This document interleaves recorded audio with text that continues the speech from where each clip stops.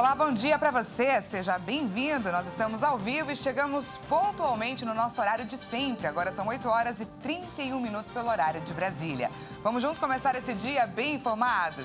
A partir de agora, você confere as notícias do Brasil e do mundo desta quinta-feira, 13 de abril. Vamos então conferir o cardápio de notícias do dia. Dilma toma posse como presidente do Banco do BRICS com a presença de Lula. O governo anuncia uma série de medidas para a regulamentação das redes sociais para o combate da violência nas escolas. Nos destaques internacionais, Coreia do Norte dispara míssil e Japão pede que cidadãos procurem abrigo. E a gente fala também sobre o caso das brasileiras que foram vítimas do golpe da troca das etiquetas nas malas para traficar drogas. Trazemos dicas de como se prevenir de uma situação como essa ao embarcar. A gente te conta tudo isso e muito mais a partir de agora. A ex-presidente Dilma Rousseff tomou posse como presidente do Banco do BRICS. A cerimônia aconteceu em Xangai, na China, e contou com a participação do presidente Lula. Vamos ver. Dilma Rousseff foi empossada na China como presidente do novo Banco de Desenvolvimento, também conhecido como Banco do BRICS. O presidente Lula, que a indicou para o cargo, também participou da cerimônia de posse feita em Xangai. O mandato de Dilma como presidente do Banco do BRICS vai até julho de 2025. O Banco do BRICS é responsável pelo financiamento de projetos de infraestrutura e desenvolvimento sustentável dos países que fazem parte da instituição, formado originalmente pelo Brasil, Rússia, Índia, China e África do Sul.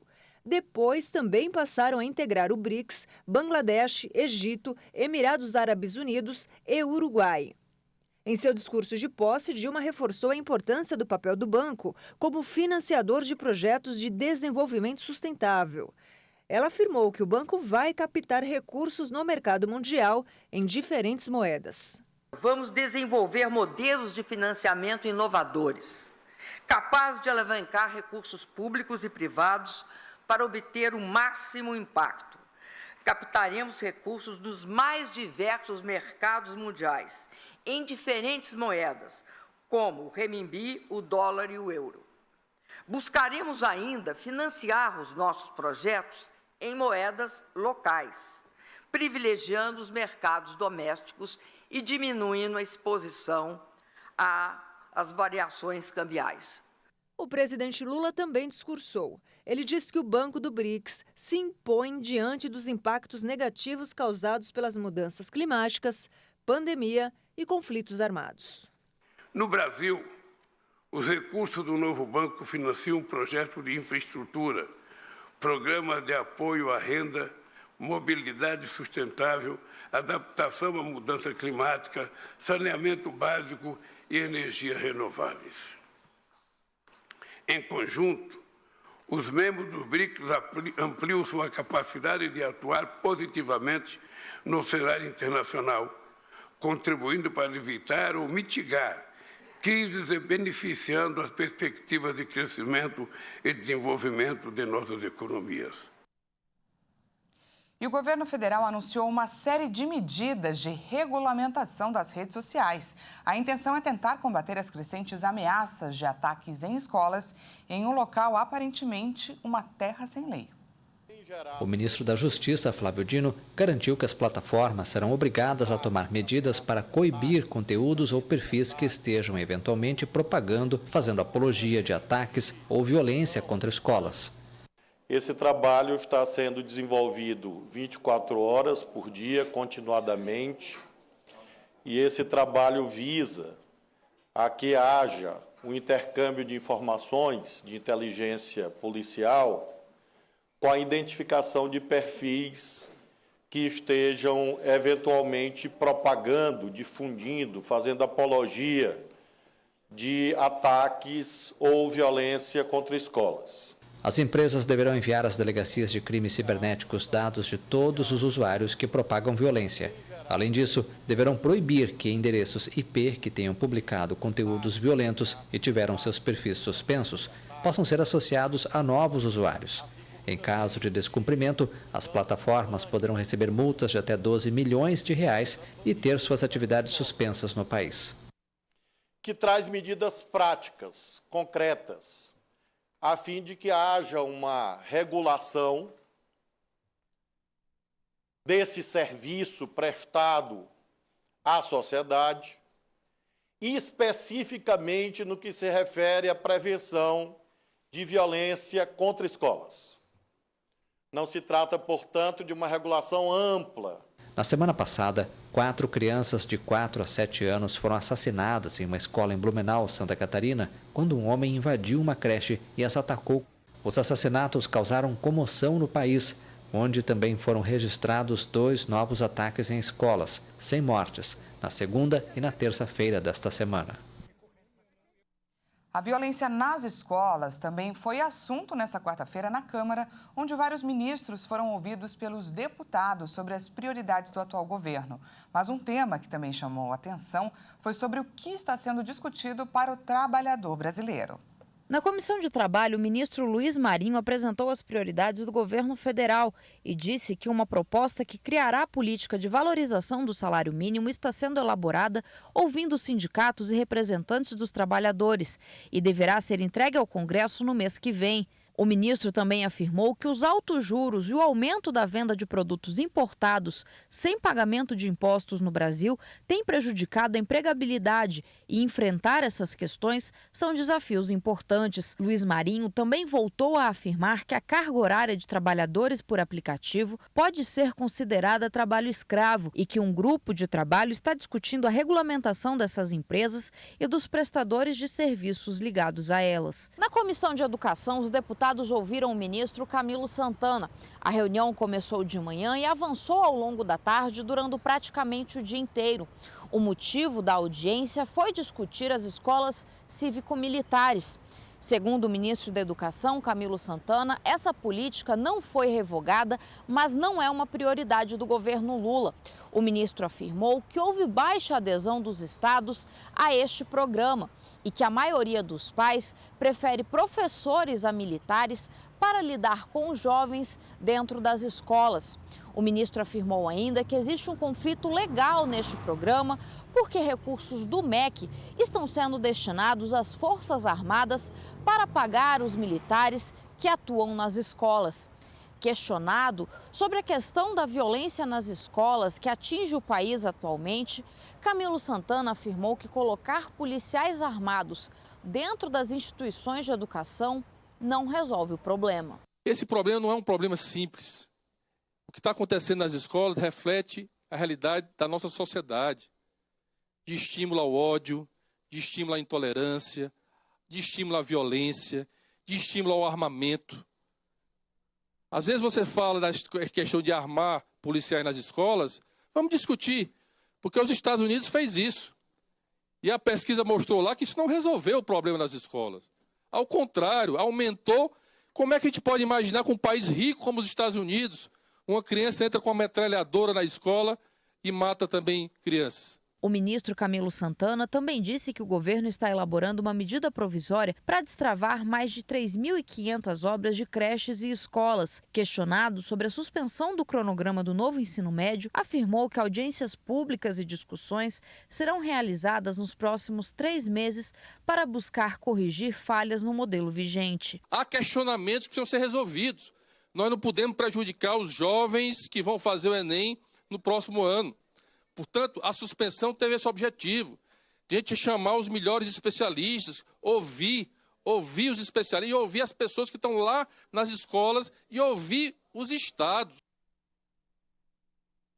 As manifestações do dia 8 de janeiro ainda estão na pauta do governo federal. Enquanto a Polícia Federal ouviu o depoimento de militares, o Supremo Tribunal Federal anunciou novas medidas que estão prontas para julgamento.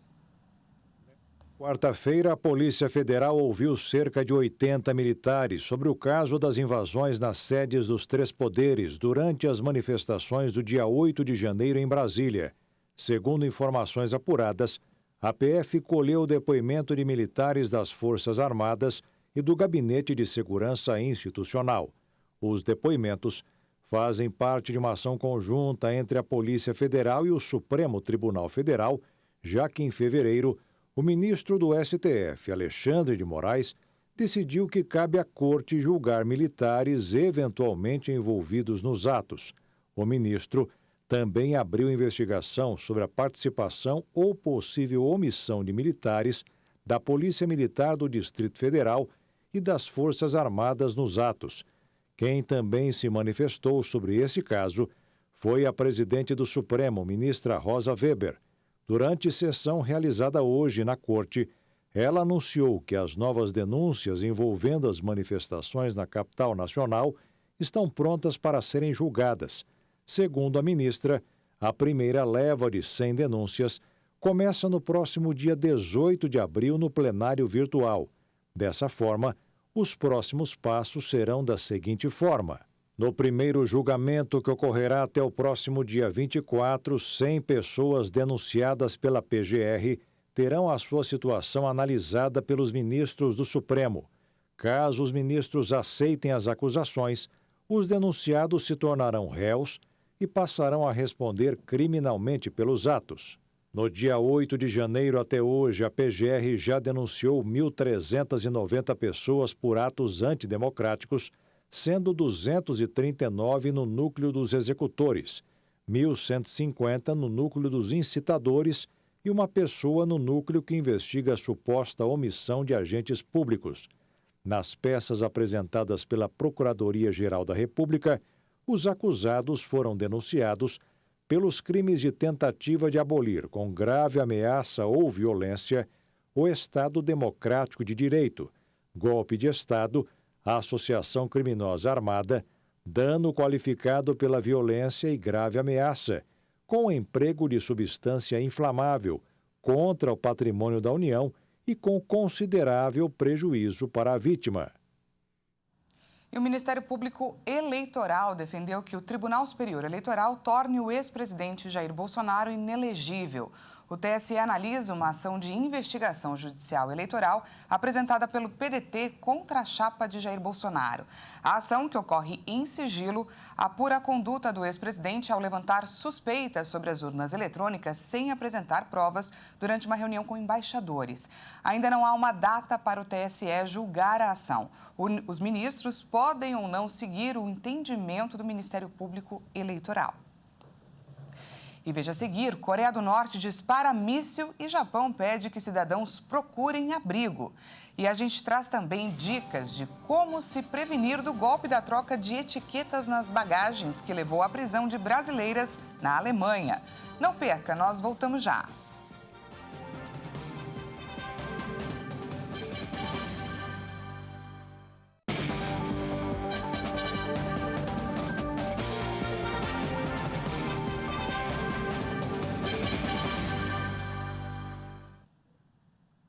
Seja bem-vindo mais uma vez. Nós estamos de volta ao vivo, 8 horas e 46 minutos pelo horário de Brasília. Voltamos com os destaques internacionais.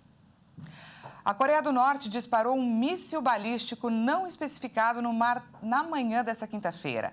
A informação é de uma agência de notícias sul-coreana. E isso fez o governo do Japão pedir para os seus cidadãos procurarem abrigo, acreditando que o armamento poderia estar na direção do país. Vamos ver. A agência de notícias sul-coreana Yonhap informou que o Estado-Maior Conjunto da Coreia do Sul relatou o lançamento de um projétil sobre o Mar do Leste, também conhecido como Mar do Japão. Segundo o exército sul-coreano, a Coreia do Norte disparou um míssil balístico. Os militares sul-coreanos não forneceram detalhes sobre o lançamento. O Japão também confirmou o lançamento. O gabinete do primeiro-ministro Fumio Kishida tuitou que a Coreia do Norte disparou o que parece ser um míssil balístico. Na região norte de Hokkaido, a grande ilha no norte do Japão, as autoridades pediram aos moradores que procurassem abrigo em um prédio ou no subsolo. A Coreia do Norte continuou em 2023 a sequência de testes de armas iniciado no ano anterior e afirma ter testado 2 mísseis balísticos intercontinentais e 2 drones subaquáticos com capacidade nuclear. Paralelamente aos numerosos testes de armas do país comunista, os Estados Unidos e a Coreia do Norte intensificaram as manobras militares na região, o que o governo norte-coreano considera um ensaio para uma eventual invasão. E a Rússia confirmou a manutenção da exploração do seu segmento da Estação Espacial Internacional até 2028. Moscou pretendia deixar a ISS em 2024 e lançar um projeto de estação orbital próprio. Mas, pelo visto, os planos foram adiados. A Rússia anunciou nesta quarta-feira que vai estender a exploração de seu segmento da Estação Espacial Internacional, a ISS. Por decisão do governo, a operação da Estação Espacial Internacional foi prorrogada até 2028. O tempo está correndo rápido e não podemos fazer uma pausa nos voos espaciais tripulados sob nenhuma circunstância. Em julho de 2022, meses após iniciar sua ofensiva na Ucrânia, a Rússia decidiu abandonar a Estação Espacial Internacional depois de 2024. Mas o novo prazo vai permitir implementar um projeto de estação orbital russa para substituir a ISS, como Moscou deseja fazer há anos. Em princípio, estava previsto que se deixasse de usar a ISS em 2024, mas a NASA estimou que pode funcionar até 2030.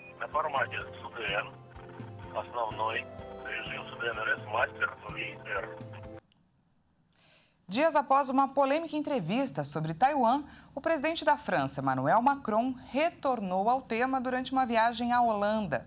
O líder francês disse que ser um aliado dos Estados Unidos não significava ser um vassalo. A declaração, feita durante visita de Estado à Holanda, vem após os distanciamentos que tomou em relação à posição de Washington nas tensões entre a China e Taiwan. A França é a favor do status quo em Taiwan. A França apoia a política de uma só China e a procura de uma solução pacífica para a situação. Esta é, aliás, a posição dos europeus, e é uma posição que sempre foi compatível com o papel de aliado. Mas é precisamente aqui que insisto na importância da autonomia estratégica. Ser aliado não significa ser vassalo. Não é porque somos aliados e fazemos coisas juntos que decidimos que não temos o direito de pensar por nós mesmos. Nos Estados Unidos, o ministro da Economia francês Bruno Le Maire afirmou que Paris é um aliado forte e confiável de Washington, mas enfatizou que continua sendo importante manter o diálogo diplomático e o relacionamento comercial com Pequim. O governo chinês considera Taiwan uma província rebelde parte de seu território que pretende recuperar até mesmo pela força, se necessário. Além disso, a China não permite que os países com os quais mantém relações diplomáticas as tenham simultaneamente com Taipei. Entre sábado e a última segunda-feira, após uma visita de Macron, Pequim realizou exercícios militares nos arredores da ilha. Nesta quarta-feira, o canal estatal chinês CCTV disse que o presidente Xi Jinping encorajou o exército a se preparar para o combate real. A declaração foi feita um dia antes, ao visitar uma base naval no sul do país, embora sem mencionar explicitamente Taiwan. O Ministério Público Federal abriu um inquérito civil para apurar falhas de segurança na troca de bagagens com drogas no aeroporto de Guarulhos, em São Paulo. A medida foi tomada com base no que aconteceu com 2 brasileiras que ficaram mais de um mês presas na Alemanha pela suspeita de estarem levando drogas para o exterior. E para quem vai embarcar, fica o receio. O que fazer? Como se prevenir de uma situação como essa? A repórter Maria Clara Leite conta isso agora pra gente. Um caso que chocou o país e que deixa em alerta quem está sujeito a passar pelo mesmo constrangimento. Eu fico com receio, sim. Inclusive, estou indo viajar, não vou despachar minha mala. E a gente sente medo, né? Porque você não tem segurança nenhuma, né? Que loucura, hein? A gente perdeu o sossego mesmo, né? As 2 brasileiras presas na Alemanha suspeitas de tráfico internacional de drogas agora estão livres, mas passaram 38 dias na prisão da cidade de Frankfurt por um crime que não cometeram. O Ministério Público alemão só soltou a personal Katina Bahia e a veterinária Jeane Paulini depois que recebeu do Ministério da Justiça brasileiro um relatório da investigação da Polícia Federal e as imagens de câmeras de segurança do Aeroporto Internacional de Guarulhos, em São Paulo, onde as goianas embarcaram, que provam que um funcionário da área restrita tirou as etiquetas das malas delas para colocar em bagagens com drogas. E o caso não é isolado. Também no mês de março, outra mulher que fez o trecho Goiás-São Paulo para seguir a Paris teve a bagagem trocada no aeroporto paulista e apreendida na França. Só não foi presa porque integrantes da quadrilha tentaram reaver a mala com a droga e acabaram detidos. Até agora, 7 pessoas foram presas por participação no esquema. E, segundo a Polícia Federal, as investigações continuam. A PF também estuda medidas para reforçar a fiscalização no aeroporto. Mas, segundo o especialista em segurança, Roberto Alves, é muito difícil evitar que pessoas que trabalham na área restrita se associem ao crime organizado. Quando a empresa contrata, inclusive as terceirizadas, toda essa preocupação já existe da empresa terceirizada, da companhia que está contratando, as pessoas têm idoneidade, têm referência. Para você ser contratado hoje, a quantidade de documentação exigida é muito grande, principalmente para essas atividades. Mas a cooptação, seja por ameaça, por medo ou porque há alguma vantagem econômica, sempre pode existir. Agora a pergunta que fica para muitos passageiros é se há como se prevenir contra esse tipo de golpe. Como provar que uma mala foi trocada, ainda que essa esteja com etiqueta com dados da vítima? Bem, aqui no aeroporto de Guarulhos, em São Paulo, muita gente já começa a aplicar medidas de segurança. Ao despachar as malas, muitos têm feito fotos e vídeos do momento. Como fez o marido da Ana Cristina, quando foi dias antes dela a Amsterdã, já levando a bagagem, que foi extraviada. Agora que eu tô indo, ele falou, tira foto de tudo, filma, porque foi o que ajudou ele a encontrar a nossa mala lá. Então é isso, né? A gente vai tomando todas as medidas possíveis. Outra coisa que eu fiz, que eu jamais fiz, eu colocava as coisas na mala, fiz uma foto do que tem dentro da minha mala, porque não tem segurança mais, né? A gente está vivendo uma loucura. Antes de fechar as bagagens, muitos têm colocado dentro delas tags de rastreio ligadas ao celular. Mas é importante lembrar que nem a tecnologia de rastreamento é totalmente capaz de evitar o extravio. Porque as tags podem ter bloqueio de sinal, e aí o seu celular não vai captar. O especialista diz que o melhor mesmo é fugir das malas convencionais. A estapafúrdia, aquela que tem coloração diferente, já chama atenção e o criminoso não quer chamar atenção. Então procure agora adquirir ou usar as malas que você vai despachar, tá, com as cores mais chamativas. Segundo Roberto, para evitar a abertura da mala, não adianta colocar cadeado. O ideal é plastificar. Às vezes é um valor assim que para alguns é muito, né? Mas eu acho que é um valor que vale muito a pena, né? Porque é a segurança para evitar, né, que qualquer coisa daquele tipo possa acontecer, né? Cada embalagem custa R$ 109. E segundo o atendente, a procura pelo serviço cresceu pelo menos 20% de uma semana para cá. A razão é justamente o receio de enfrentar o drama vivido por Kátina e Jeane. Tem vezes que a gente não embala, né? Mas agora a gente vai fazer mais recorrente por causa desses últimos acontecimentos, que é muito triste isso, né? Acaba com a vida da pessoa e todo cuidado é pouco. Já tinha o costume de passar o plástico, né? Acho mais garantia que o cadeado é meio psicológico, né? Porque ele é levinho, a gente sabe que passando uma caneta você consegue abrir o zíper, né? Então, acho que o plástico é a forma mais segura de você proteger, né? Garantir que não vai ter uma violação. Entre uma mala plastificada e outra que não esteja, o criminoso ele vai naquela que é mais fácil, é o custo-benefício. Outra recomendação é o uso de adesivos, etiquetas e fitas. Tudo que for diferencial para facilitar a identificação da bagagem. Além disso, as companhias aéreas recomendam que o passageiro coloque identificadores com nome, sobrenome, telefone e e-mail na parte externa e dentro da mala. E o mais importante, apesar de incomum, assim que tirar as malas da esteira, o passageiro deve abri-la para conferir se é mesmo a dele. Tá mexida. Opa, tá mexida. Pode ser que não seja droga, mas alguém tirou alguma coisa. Olha, lá no aeroporto, essa bagagem foi mexida. Já registra um boletim de ocorrência, já chama a autoridade. Não é o mesmo problema, não tem droga sendo levada, mas ela perdeu alguma coisa foi subtraída. A maioria das pessoas só vai abrir a mala quando chega no hotel, quando chega em casa. Então é importante que você saiba exatamente o que você está levando na sua bagagem, para onde você está indo, né? E se realmente você trouxe o que é seu. Essa edição fica por aqui. Muito obrigada pela sua companhia. Daqui a pouco, às 10 horas, eu volto com mais informações para você. Até lá!